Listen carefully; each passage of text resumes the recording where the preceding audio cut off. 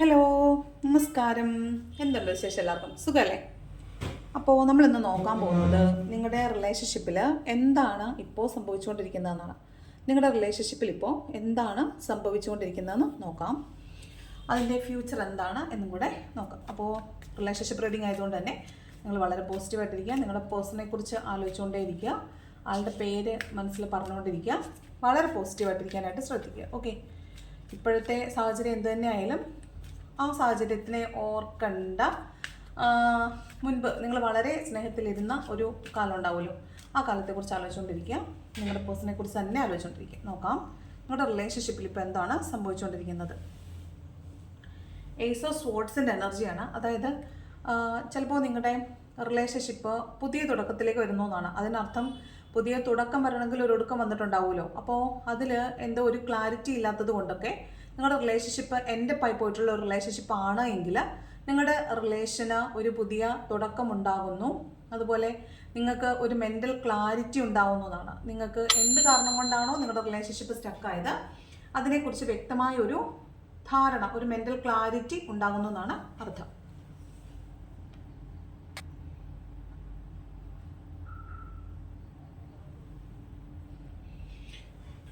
Okay, അതാണ് ace of സ്വോർഡ്സിൻ്റെ energy പറയുന്നത്. ഒരു പുതിയ തുടക്കം, ഒരു മെൻ്റൽ ക്ലാരിറ്റി ഉണ്ടാവുന്നു എന്നുള്ളതാണ്. അതുപോലെ തന്നെ റിലേഷൻഷിപ്പിൽ ഇരിക്കുന്ന ആളുകളാണ് നിങ്ങളെങ്കിൽ, അതായത് സെപ്പറേഷൻ ഫേസ് ഒന്നും അല്ല, നിങ്ങളിപ്പോഴും റിലേഷൻഷിപ്പിലുള്ള ആളുകളാണ് എങ്കിൽ ചിലപ്പോൾ ഒരു പുതിയ വഴക്കിന് തുടക്കവും ഉണ്ടാകാൻ സാധ്യതയുണ്ട്. അതാണ് ഏസ് ഓഫ് സ്വോർഡ്സ് പറയുന്നത്. ഒരു പുതിയ വഴക്ക്, ഒരു പുതിയ പിണക്കം ഒക്കെ സ്റ്റാർട്ട് ചെയ്യാനുള്ള സാധ്യതയും കാണുന്നുണ്ട്.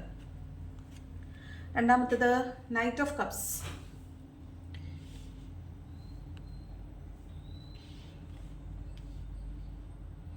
ഓക്കെ, രണ്ടാമത്തത് നൈറ്റ് ഓഫ് കപ്സിൻ്റെ എനർജിയാണ്. അതായത് നിങ്ങളിൽ നിന്ന് പിണങ്ങി പോയിട്ടുള്ള ഒരു പേഴ്സൺ ആണ് നിങ്ങൾക്കുള്ളത് എങ്കിൽ, ആണായാലും പെണ്ണായാലും നിങ്ങൾ കുറേ കാലമായിട്ട് കാത്തിരിക്കുകയായിരിക്കും അവരെ. അങ്ങനെ ആണെങ്കിൽ ആ പേഴ്സൺ നിങ്ങളിലേക്ക് മടങ്ങി വരുന്നു എന്നാണ്. ഒരു കപ്പ് ഓഫ് ലവ് ഓഫർ ചെയ്തുകൊണ്ട് നിങ്ങളുടെ പേഴ്സൺ നിങ്ങളിലേക്ക് മടങ്ങി വരുന്നു എന്നാണ്. അതുതന്നെയാണ് ഏസ് ഓഫ് സ്വോർഡ്സും പറഞ്ഞത്. ഒരു പുതിയ തുടക്കം ഉണ്ടാകാൻ പോകുന്നു എന്നാണ് ഇവിടെ പറയുന്നത്. അപ്പോൾ നൈറ്റ് ഓഫ് കപ്സ് വരുമ്പോൾ നമുക്ക് മനസ്സിലാവേണ്ട ഒരു കാര്യം, വളരെ സ്റ്റേബിൾ ആയിട്ടുള്ള, വളരെ ചാമിങ് ആയിട്ടുള്ള, വിശ്വസിക്കാവുന്ന ഒരു ആളായിട്ടാണ് നമ്മൾ നൈറ്റ് ഓഫ് കപ്പിനെ വിലയിരുത്താറുള്ളത്. കാരണം ഇമോഷൻ്റെ കാർഡാണ്. കപ്പ് എന്ന് പറഞ്ഞാൽ തന്നെ ഇമോഷൻസ് ആണ്, വാട്ടർ സൈൻ ആണ്. അപ്പോൾ നിങ്ങളിന്ന് ഈ കപ്പിൻ്റെ ജേർണി ആരംഭിക്കുന്നിടം മുതൽ തീരുന്നിടം വരെ പലവിധമായ ഡിപ്രഷൻ ഫേസിലൂടെ കടന്നു പോയിട്ടുള്ളവരായിരിക്കും നിങ്ങൾ. അപ്പോൾ ഒരു 10 ഓഫ് കപ്പ് എന്നൊക്കെ പറഞ്ഞാൽ ശരിക്കും ഒരു ഈ 4 സ്യൂട്ടുകളിൽ one of the best suit എന്ന് പറയുന്നത് കപ്പ് എനർജി തന്നെയാണ്. കാരണം 10 ഓഫ് കപ്പ് എന്ന് പറയുന്നത് ഒരു റീയൂണിയൻ്റെ കാർഡാണ്. അപ്പോൾ നമ്മൾ വളരെ ഹാപ്പി എൻഡിങ് ആയിട്ടുള്ളൊരു സ്യൂട്ടാണ് കപ്പ്. അപ്പോൾ ആ കപ്പ് അതിനുശേഷം 10ാമത്തേതിന് ശേഷം പേജും പിന്നെ നൈറ്റുമാണ്. അപ്പോൾ എപ്പോഴെങ്കിലും സെപ്പറേഷൻ ഫേസ് വന്നിട്ട് നിങ്ങൾക്ക് ഒരു റീയൂണിയൻ നടക്കാതിരിക്കുന്ന ആളുകളാണ് നിങ്ങളെങ്കിൽ നിങ്ങളുടെ പേഴ്സൺ നിങ്ങളിലേക്ക് തിരിച്ചു വരുന്നു എന്നാണ് പറയുന്നത്. വളരെ സ്റ്റേബിളായിട്ട്, വളരെ ചാമിങ് ആയിട്ടുള്ള ഒരാളാണ് നിങ്ങളുടെ പേഴ്സൺ. അയാൾ സ്റ്റേബിളായിട്ടാണ് വരുന്നത്. ഇനി വന്നാൽ വളരെ വിശ്വസ്തനായിരിക്കും എന്നാണ് പറയുന്നത്. നൈറ്റ് ഓഫ് കപ്സിൻ്റെ എനർജിയാണ്. അയാൾക്ക് നിങ്ങളിലേക്ക് മടങ്ങി വരാതിരിക്കാൻ സാധിക്കുന്നില്ല. അയാൾ നിങ്ങളിലേക്ക് വന്നേ മതിയാകൂ എന്നാണ് പറയുന്നത്. ലവേഴ്സിൻ്റെ എനർജിയാണ്. ഞാൻ പൊത്തിപ്പിടിക്കട്ടെ, കാരണം കഴിഞ്ഞ ദിവസം എനിക്കൊരു സ്ട്രൈക്ക് കിട്ടിയതേ ഉള്ളൂ. നമുക്ക് കുട്ടികൾക്ക് കാണാൻ പറ്റില്ല എന്നുള്ളൊരു സ്ട്രൈക്ക് വരും ഇടയ്ക്കിടയ്ക്ക്, അതുകൊണ്ടാണ് കേട്ടോ. ഓക്കെ, അപ്പം ലവേഴ്സിൻ്റെ എനർജിയാണ് വന്നേക്കുന്നത്. ലവേഴ്സിൻ്റെ എനർജി എന്ന് പറയുമ്പം ചിലപ്പോൾ നിങ്ങൾ പാസ്റ്റ് ലൈഫിലെ ലവേഴ്സ് ആയിരിക്കാം. നിങ്ങൾ പാസ്റ്റ് ലൈഫിൽ തന്നെ ലവേഴ്സ് ആയിരിക്കാം. പാസ്റ്റ് ലൈഫിൽ ലവേഴ്സ് ആയിരുന്നു, മാരീഡ് അല്ല, ലവേഴ്സ് ആയിരുന്നു. അപ്പോൾ നിങ്ങൾക്ക് കല്യാണം കഴിക്കാൻ സാധിച്ചിട്ടില്ല. അപ്പോൾ അതിനർത്ഥം നിങ്ങളിൽ ആരോ ഒരാൾ അതിൽ നിന്ന് വേർപിരിഞ്ഞു പോയിന്നല്ലേ. ഒരാളായിരിക്കുമല്ലോ പിന്മാറിയത്. അപ്പോൾ ആ ആൾ പിന്മാറിയപ്പോൾ മറ്റൊരാൾക്കുണ്ടായ വേദന എന്താണോ ആ വേദനയാണ് അയാൾക്കുള്ള കർമ്മ. ഈ ജന്മം ആരാണോ ആ വേദന അനുഭവിക്കുന്നത് അവരായിരിക്കും കഴിഞ്ഞ ജന്മം വിട്ടിട്ട് പോയത്. അപ്പോൾ ആ വേദന നിങ്ങൾ അനുഭവിച്ച് തീരുമ്പോഴാണ് നിങ്ങളുടെ ആ കർമ്മ റിലീസാവുന്നത്. ആ റിലീസാവുന്ന സമയം ഏകദേശം അടുത്തിട്ടുണ്ടാവും. അതുകൊണ്ടാണ് നിങ്ങൾക്ക് നൈറ്റ് ഓഫ് കപ്സിൻ്റെ എനർജി, ഏസ് ഓഫ് സ്വോർഡ്സിൻ്റെ എനർജിയും കാണിക്കുന്നത്. നിങ്ങളുടെ പുതിയ തുടക്കം, നിങ്ങളുടെ റിലേഷൻഷിപ്പിൽ ഒരു പുതിയ തുടക്കം ഉണ്ടാകുന്നു എന്ന് പറയുന്നത്. ഓക്കെ, അപ്പോൾ ലവേഴ്സിൻ്റെ കാർഡാണ് വന്നത്. അപ്പോൾ നിങ്ങൾക്ക് ലവേഴ്സിൻ്റെ കാർഡെന്ന് പറഞ്ഞാൽ അറിയാമല്ലോ, ഏറ്റവും പ്രണയിക്കുന്നവരെ സംബന്ധിച്ച് ഏറ്റവും നല്ല കാർഡാണ് ലവേഴ്സിൻ്റെ കാർഡെന്ന് പറയുന്നത്. പാസ്റ്റ് ലൈഫിലും ചിലപ്പോൾ നിങ്ങൾ ലവേഴ്സ് ആയിരിക്കാം എന്നല്ല, പാസ്റ്റ് ലൈഫിലെ ലവേഴ്സ് ആയിരുന്നിരിക്കും നിങ്ങൾ. അപ്പോൾ അതുകൊണ്ടാണ് നിങ്ങൾക്ക് ഈ ലൈഫിലും സെപ്പറേഷൻ ഫേസ് ഫീൽ ചെയ്യേണ്ടി വരുന്നത്. അത് തന്നെയാണ് കേട്ടോ. നിങ്ങൾ ഹാർട്ട് ബ്രോക്കൺ ആയിട്ടായിരിക്കും ഇരിക്കുന്നത്. ചിലപ്പോൾ നിങ്ങൾക്ക് എത്ര ശ്രമിച്ചിട്ടും നിങ്ങൾ ഈ റിലേഷൻഷിപ്പ് എൻ്റെ പോയി എന്ന് നിങ്ങൾക്ക് മനസ്സിലായിട്ടുണ്ടാവും. നിങ്ങളതിനെ അക്സെപ്റ്റ് ചെയ്തിട്ടുണ്ടാവും. പക്ഷേ അക്സെപ്റ്റ് ചെയ്ത് അതിൽ നിന്ന് നിങ്ങൾ മൂവ് ഓൺ ചെയ്ത് പോയി കഴിഞ്ഞതിന് ശേഷവും കുറേ നാൾ കഴിയുമ്പോൾ വീണ്ടും ഈ വേദന, ഈ ഹാർട്ട് ബ്രോക്കൺ വേദന വീണ്ടും നിങ്ങളുടെ മനസ്സിലേക്ക് വരും. നിങ്ങൾ വീണ്ടും അവരുടെ ഓർമ്മകളിലേക്ക് വരും. വീണ്ടും ആ റിലേഷൻഷിപ്പിന് ഒരു റീബർത്ത് ഉണ്ടാവും. അങ്ങനെ ആയിരിക്കും നിങ്ങളുടെ റിലേഷൻഷിപ്പ് പോയിക്കൊണ്ടിരിക്കുന്നത്. അപ്പോൾ ഈ സമയവും നിങ്ങൾ ഒരു ഹാർട്ട് ബ്രോക്കൺ സ്റ്റേറ്റിലായിരിക്കും ഉള്ളത്. ചിലപ്പോൾ ഈ വീഡിയോ കാണുന്നതിൽ 2 കൂട്ടരും കാണും കേട്ടോ. ഇത് ഒരുപാട് നാളായി റിലേഷൻഷിപ്പ് ബ്രേക്കപ്പ് ആയിട്ടിരിക്കുന്നവരും കാണും. ഇപ്പോൾ റീസെൻ്റ്ലി ബ്രേക്കപ്പ് ആയിട്ട് ഈ ഹാർട്ട് ബ്രോക്കൺ സ്റ്റേജിൽ ഇരിക്കുന്ന ആളുകൾ കാണും. മുൻപുണ്ടായിരുന്ന ആളുകൾക്കും ചിലപ്പോൾ ഇതേ സെയിം ട്രോമ ഇപ്പോൾ ഫീൽ ചെയ്യുന്നുണ്ടാവും. ഒരുപാട് നാളായിട്ട് റിലേഷൻഷിപ്പിന് റീയൂണിയന് വേണ്ടി കാത്തിരിക്കുന്ന ആളുകൾക്കും ഇപ്പോഴും ആ പഴയ ഹൃദയം നുറുങ്ങിയ വേദന, ആ വേദന ഇപ്പോഴും നിങ്ങൾ ഫീൽ ചെയ്യുന്നുണ്ടാവും.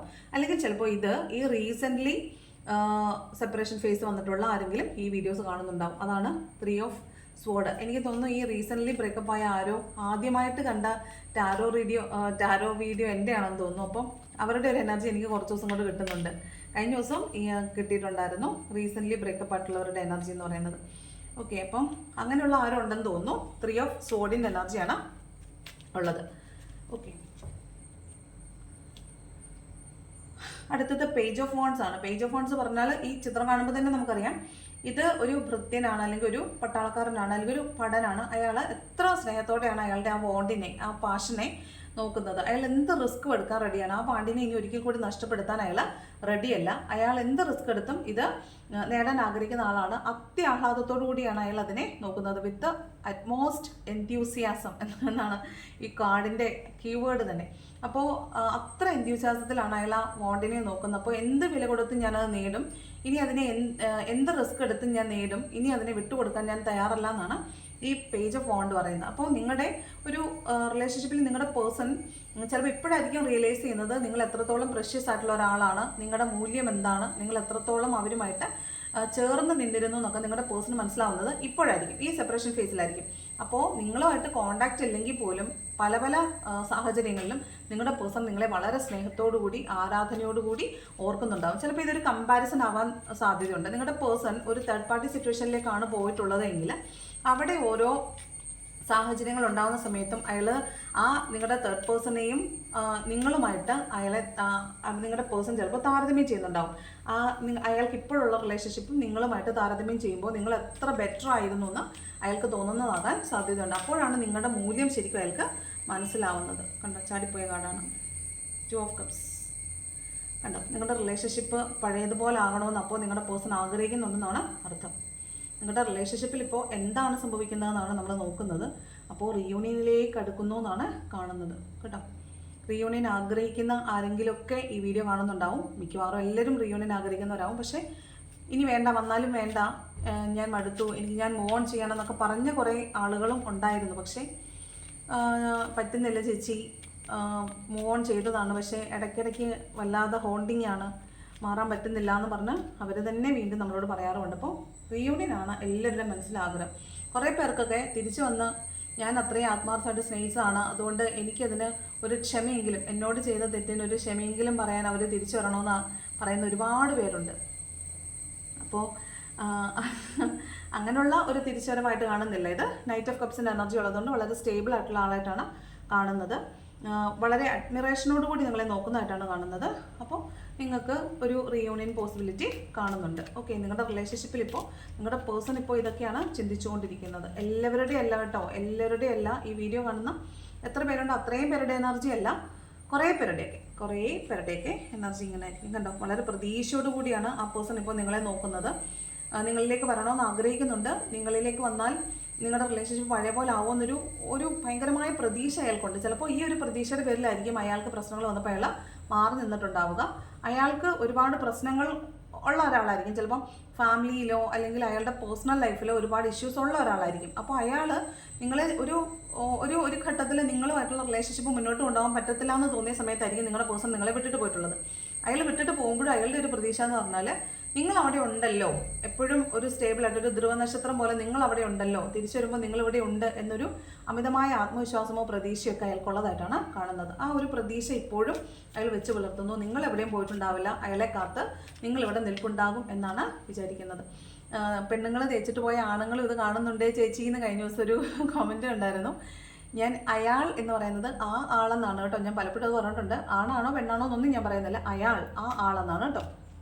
ആരായാലും നിങ്ങളിലേക്ക് തിരിച്ചു വരണം എന്നുള്ളൊരു പ്രതീക്ഷ അല്ലെങ്കിൽ തിരിച്ചു വരണമെന്നൊരു ആഗ്രഹം അവർക്കുണ്ട്. ഇതെന്താ സംഭവം എന്നറിയാമോ? നിങ്ങൾ ഭയങ്കര ആത്മാർത്ഥമായിട്ട് സ്നേഹിക്കുന്ന സമയത്ത് നിങ്ങൾ പരസ്പരം അങ്ങോട്ടും ഇങ്ങോട്ടും പറഞ്ഞിട്ടുണ്ടാവും, നിനക്ക് ആരും ഇല്ലാന്ന് തോന്നുമ്പോൾ നീ തിരിച്ചു വരണം, ഞാനിവിടെ ഉണ്ട്. ഇത് ഈ സെയിം ഡയലോഗ് ഞാൻ ഒത്തിരി പ്രാവശ്യം കേട്ടിട്ടുണ്ട്. ഞാൻ അവനോട് പറഞ്ഞിട്ടുണ്ട്, ചേച്ചി വിട്ടിട്ട് പോയപ്പോൾ നിനക്ക് ഇപ്പോൾ എന്നെ വേണ്ടെങ്കിൽ നീ പൊക്കോ, എപ്പോഴെങ്കിലും നീ ഒറ്റപ്പെട്ടു എന്ന് തോന്നുമ്പോൾ നീ തിരിച്ചു വരണം, ഞാൻ ഇവിടെ തന്നെ ഉണ്ടാവും എന്ന് ഞാൻ പറഞ്ഞിട്ടുണ്ടെന്ന് പലരും എൻ്റെ അടുത്ത് പേഴ്സണൽ റീഡിങ്ങിന് വന്നപ്പോൾ പറഞ്ഞിട്ടുണ്ട്. അപ്പോൾ നിങ്ങൾ കൊടുത്ത ആ വാക്ക് അവർ അത്രത്തോളം ഉൾക്കൊണ്ടിട്ടുണ്ട്. നിങ്ങളെന്ന പേഴ്സണെ ശരിക്കും മനസ്സിലാക്കിയിട്ടാണ് നിങ്ങളുടെ പേഴ്സൺ പോയിട്ടുള്ളത്. അപ്പോൾ നിങ്ങൾ അത്രത്തോളം ആത്മാർത്ഥമായിട്ടാണ് അവരുടെ കൂടെ നിൽക്കുന്നതെന്ന് അവർക്കറിയാം. നിങ്ങൾ പറഞ്ഞ വാക്ക് പാലിക്കുമെന്ന് അവർക്കറിയാം. അവരെവിടെയൊക്കെ പോയെന്ന് പറഞ്ഞാലും തിരിച്ചു വരുമ്പോൾ നിങ്ങൾ അവരെയും കാത്ത് ഇവിടെ നിൽപ്പുണ്ടെന്നും അവർക്കറിയാം. ആ ഒരു പ്രതീക്ഷയിൽ തന്നെയാണ് നിങ്ങളുടെ പേഴ്സൺ പോയിട്ടുള്ളത്. നിങ്ങളുടെ പേഴ്സണൽ റീഡിങ്ങിന് വന്നിട്ടുള്ള ഈ സെയിം ഡയലോഗ് എന്നോട് പറഞ്ഞിട്ടുള്ള ആളുകൾ ഇഫ് യു ഡോണ്ട് മൈൻഡ് താഴെ വന്നൊന്ന് കമൻറ്റ് ചെയ്യണേ. ഒരുപാട് പേര് എന്നോട് പറഞ്ഞിട്ടുണ്ട്. ഞാൻ പലപ്പോഴും പറഞ്ഞിട്ടുണ്ട്, നീ എവിടെ വേണേലും പൊക്കോ, ഇപ്പം എന്നെ വേണ്ടാത്തതുകൊണ്ടല്ലേ പൊക്കോ, പക്ഷേ ഞാൻ എവിടെയും പോകത്തില്ല, ഞാൻ ഇവിടെ തന്നെ നിൽക്കും, നീ പോയിട്ട് വരുമ്പോൾ ഞാനിവിടെ കാണും, ഞാൻ ആരുടെ അടുത്ത് പോയാലും മടുക്കുമ്പോൾ ഇങ്ങോട്ട് പറഞ്ഞു ഞാനിവിടെ ഉണ്ടെന്നൊക്കെ പറഞ്ഞിട്ടുണ്ടെന്നൊക്കെ. ഞാൻ എപ്പോഴും അവരോട് ചോദിക്കും, നിങ്ങൾ എന്തിനാണ് അങ്ങനെ പറയുന്നത്? നിങ്ങൾക്ക് നിങ്ങളോടൊരു സെൽഫ് വാല്യൂ ഇല്ലേ? ആരുടെയെങ്കിലുമൊക്കെ അടുത്തൊക്കെ പോയിച്ച് തിരിച്ചു വരുന്ന ഒരാളെ നിങ്ങൾ എന്തിനാണ് അക്സെപ്റ്റ് ചെയ്യുന്നത്? നിങ്ങൾക്കൊരു സെൽഫ് വർത്ത് ഇല്ലേ എന്ന് ചോദിക്കുമ്പോൾ പറ്റിപ്പോയി ചേച്ചി, വിട്ടിട്ട് പോകാൻ പറ്റുന്നില്ല, വേറെ ആരോടും തോന്നാത്തൊരു അറ്റാച്ച്മെൻ്റ് ആണെന്നൊക്കെയാണ് എല്ലാവരും പറയുന്നത്. ശരിയായിരിക്കും. ഭയങ്കര കാർമികമായിട്ടുള്ള ഡെപ്റ്റ് ഉള്ളവരാണ് അത്രത്തോളം ഇൻറ്റൻസ്ലി സ്നേഹിക്കുന്നത്. അത്രത്തോളം നിങ്ങൾ വേദനിക്കണം എന്നുള്ളതുകൊണ്ടാണ് അത്രത്തോളം സ്നേഹിക്കുന്നത്. എന്നാലേ അത്രയും വേദന നിങ്ങൾ അനുഭവിക്കേണ്ടി വരുള്ളൂ. അത്രയും വേദന നിങ്ങൾ അനുഭവിക്കേണ്ടതാണ്, അതുകൊണ്ടാണ് അത് സംഭവിക്കുന്നത് കേട്ടോ. അപ്പോൾ നിങ്ങളുടെ പേഴ്സൺ വളരെ പ്രതീക്ഷയോടുകൂടി ഇരിക്കുന്നതായിട്ടാണ് കാണുന്നത്. അടുത്തത് ഹെർമിറ്റിൻ്റെ എനർജിയാണ്. കാരണം ഈ എത്ര പ്രതീക്ഷ ഉണ്ടെന്ന് പറഞ്ഞാലും ഇയാൾക്കൊരു പേടിയുണ്ട്, ഉള്ളിൻ്റെ ഉള്ളിൽ അയാൾക്കൊരു പേടിയുണ്ട്. നിങ്ങൾ ഈ ഞാൻ പോയല്ലോ, ഇനി എങ്ങനെ ഞാൻ അപ്രോച്ച് ചെയ്യും? നിങ്ങൾ അവിടെ ഉണ്ടെന്നറിയാം, പക്ഷെ തിരിച്ചു വരുമ്പോൾ ഞാൻ എന്ത് പറയും എന്നൊരു ചോദ്യം ഉണ്ടല്ലോ. ഈ ഒരു ആത്മപരിശോധന ചെയ്യുന്ന സമയത്ത് ഞാൻ ചെയ്തത് ശരിയല്ല എന്നൊരു തോന്നൽ വരുമ്പോഴാണല്ലോ തിരിച്ചു വരണമെന്നൊരു ചിന്ത വരുന്നത്. പക്ഷേ ഈ തിരിച്ചു വരുമ്പോൾ ഞാൻ ഇനി എന്ത് പറഞ്ഞ് അങ്ങോട്ട് കയറി ചെല്ലും എന്നൊരു ചോദ്യം ഉണ്ടല്ലോ. ആ ഒരു സ്റ്റക്നെസ് ആണ് നിങ്ങളുടെ പേഴ്സൺ ഇപ്പോൾ ഫീൽ ചെയ്യുന്നത്. ഈ ഒരു സ്റ്റക്നെസ് നിങ്ങൾക്കും ഉണ്ട്. നിങ്ങൾക്കും ചിലപ്പോൾ അവിടെ നിന്നൊരു സൈലൻസ് സ്റ്റാർട്ട് ചെയ്തപ്പോൾ നിങ്ങളും സൈലൻ്റ് ആയി കാണും. ഇനി എന്ത് പറഞ്ഞ് തുടങ്ങുമോ എന്നുള്ളൊരു കൺഫ്യൂഷനിലായിരിക്കും നിങ്ങളും നിൽക്കുന്നത്. ആ ഒരു സ്റ്റക്നെസ് നിങ്ങളുടെ റിലേഷൻഷിപ്പിൽ മൊത്തത്തിൽ കാണാനുണ്ട്. ഒരു ഹെർമിറ്റ് എനർജിയാണ് നിങ്ങളുടെ റിലേഷൻഷിപ്പിന്. ഒരു മൂവ്മെൻറ്റ് ചിലപ്പോൾ കാണത്തില്ല. അടുത്തത് ഏസ് ഓഫ് പെൻറ്റക്കിൾസ് ആണ്. പക്ഷേ എപ്പോൾ വന്നാലും സ്വീകരിക്കാൻ നിങ്ങൾ തയ്യാറാണെന്ന് നിങ്ങൾക്കും അറിയാം, അവർക്കും അറിയാം. പക്ഷേ എന്താ ഒരു സ്റ്റക്നെസ്, എങ്ങനെ തുടങ്ങുമെന്നുള്ള ഒരു സ്റ്റക്നെസ് ആണ് നിങ്ങൾക്കുള്ളതായിട്ട് കാണുന്നത്. ഏസ് ഓഫ് പെൻറ്റക്കിൾസിൻ്റെ എനർജിയാണ്. ഈ ഏസ് ഓഫ് പെൻറ്റക്കിൾസിൻ്റെ എനർജി കാണുമ്പോൾ ഒരു കാര്യം എന്താ അറിയാമോ? ചിലപ്പോൾ ചില റിലേഷൻഷിപ്പുകൾ അതൊരു കാർമിക് ഡെപ്റ്റ് ആയിരിക്കും, പല ജന്മങ്ങളുടെ കാർമിക് ഡെപ്റ്റ് ആയിരിക്കും അത്. അപ്പോൾ നിങ്ങൾ അനുഭവിക്കുന്ന സെപ്പറേഷൻ ഫേസ് ഭയങ്കര കഠിനമായിരിക്കും, ഭയങ്കരമായ ഡിപ്രഷനിൽ കൂടെ പോകേണ്ടി വരും. ഈ ഡിപ്രഷൻ ഫേസ് കഴിയുമ്പോൾ, നിങ്ങൾ ആ കർമ്മ റിലീസായി കഴിയുമ്പോൾ നിങ്ങളിലേക്ക് ഭയങ്കരമായ ഫിനാൻഷ്യൽ അബണ്ടൻസ് വരും. ഇത് ആ ഒരു സ്റ്റക്നെസ്, ഒരു സെൽഫ് റിട്രോസ്പെക്ഷൻ എന്നാണ് ഇതിന് പറയുന്നത്, ആത്മപരിശോധന. ഈ റിട്രോസ്പെക്ഷൻ കഴിയുമ്പോൾ ചിലർക്ക് മനസ്സിലാവും, ഞാൻ എൻ്റെ വില മനസ്സിലാക്കാത്തതുകൊണ്ടാണ് ഞാൻ പിന്നാലെ പോയിക്കൊണ്ടിരുന്നത്. അപ്പം ഞാൻ അങ്ങനെ അല്ല ചെയ്യേണ്ടത്, ഞാൻ എനിക്കൊരു വാല്യൂ കൊടുക്കണം, എന്നാൽ മാത്രമേ എനിക്ക് മുന്നോട്ട് പോകാൻ പറ്റുമെന്ന് നിങ്ങൾക്ക് മനസ്സിലാവുന്ന സമയത്ത് നിങ്ങൾ ചിലപ്പോൾ പിന്മാറുന്നുണ്ടാവും. ഈ പിന്മാറിപ്പോവുക, അല്ലെങ്കിൽ ആ വേദനയെ പൂർണ്ണമായി അക്സെപ്റ്റ് ചെയ്ത് അതിലെ ലെസൺ ലേൺ ചെയ്യുക. അത്ര കഴിയുമ്പോൾ നിങ്ങളുടെ കർമ്മ റിലീസ് ആവുകയാണ്. ആ റിലീസായ കർമ്മയ്ക്ക് ശേഷം നിങ്ങൾക്ക് ഫിനാൻഷ്യൽ അബണ്ടൻസ് ആണ് വരാൻ പോകുന്നത്. അതാണ് ഏസ് ഓഫ് പെൻറ്റക്കിൾസ് പറയുന്നത്. നിങ്ങൾ ഫിനാൻഷ്യലി ഇൻഡിപെൻഡൻ്റ് ആവുന്നു. ചിലപ്പോൾ ഈ വീഡിയോ കാണുന്നവരിൽ കുറേ പേർക്ക് ഹീലേഴ്സ് ആയിരിക്കും. കാരണം നിങ്ങൾക്ക് മാത്രമേ ഹീൽ ചെയ്യാൻ പറ്റുള്ളൂ. കാരണം നിങ്ങൾ അത്രത്തോളം പെയിൻ അനുഭവിച്ചവരാണ്.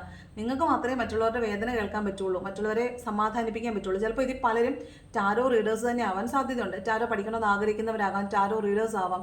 അപ്പം നിങ്ങളെ സംബന്ധിച്ചിടത്തോളം നിങ്ങൾ എങ്ങനെ നിങ്ങളായി എന്നുള്ളതാണ് ഇവിടുത്തെ പ്രധാനപ്പെട്ട കാര്യം. നിങ്ങളൊരു ഫിനാൻഷ്യൽ അബണ്ടൻസിലേക്കാണ് പോയിക്കൊണ്ടിരിക്കുന്നത്. കാരണം നിങ്ങൾ നിങ്ങളുടെ കാർമിക് ഡെപ്റ്റ് അവസാനിപ്പിച്ചവരാണ്.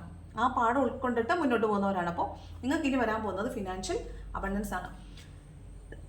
ചിലപ്പോൾ ഇവിടെ വന്നേക്കുന്നത് നിങ്ങൾ ഫിനാൻഷ്യൽ അബണ്ടൻസ് നിങ്ങളിലേക്ക് വരുന്നു എന്നുകൊണ്ട്, അതുപോലെ തന്നെ എപ്പോൾ വന്നാലും സ്വീകരിക്കാൻ റെഡിയായിട്ട് നിങ്ങൾ ഇരിക്കുന്നതായിട്ട് കാണുന്നുണ്ട്. നിങ്ങളുടെ പേഴ്സൺ നിങ്ങളിലേക്ക് ഒരു ഓഫർ തരാനായിട്ട് സാധ്യതയുള്ളതായിട്ട് കാണുന്നുണ്ട്.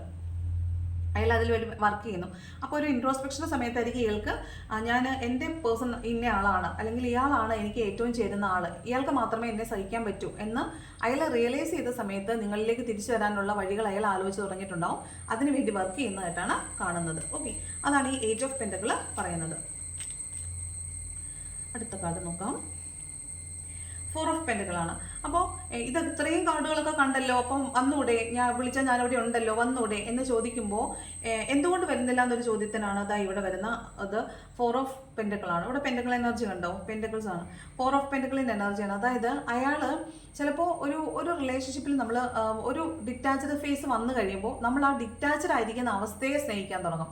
അതായത് ഓവറായിട്ട് അറ്റാച്ച്ഡ് ആയിരിക്കുമ്പോൾ നമുക്ക് അനുഭവിക്കുന്ന ഒരു വല്ലാത്തൊരു തിക്കുമുട്ടെന്ന് പറയത്തില്ലേ, ഒരു വല്ലാത്തൊരു ഫ്രസ്ട്രേഷൻ, സഫോക്കേഷൻ. ആ സഫോക്കേഷൻ റിലീസ് ചെയ്ത സമയത്തായിരിക്കും, ആ സമയം ഈ സെപ്പറേഷൻ ഫേസ് ആയിരിക്കും. സെപ്പറേഷൻ ഫേസിൽ നിങ്ങൾ ഭയങ്കരമായ ഹാപ്പിനെസ് അനുഭവിച്ചിട്ടുണ്ടാവും. അവരില്ല എന്നുള്ള പെയിൻ ഭയങ്കരമായിട്ടുള്ളപ്പോൾ തന്നെ അവർ വെച്ചിരുന്ന കുറേ നിയന്ത്രണങ്ങൾ ഇപ്പോൾ ഇല്ല, അത് നിങ്ങൾ എൻജോയ് ചെയ്തിട്ടുണ്ടാവും.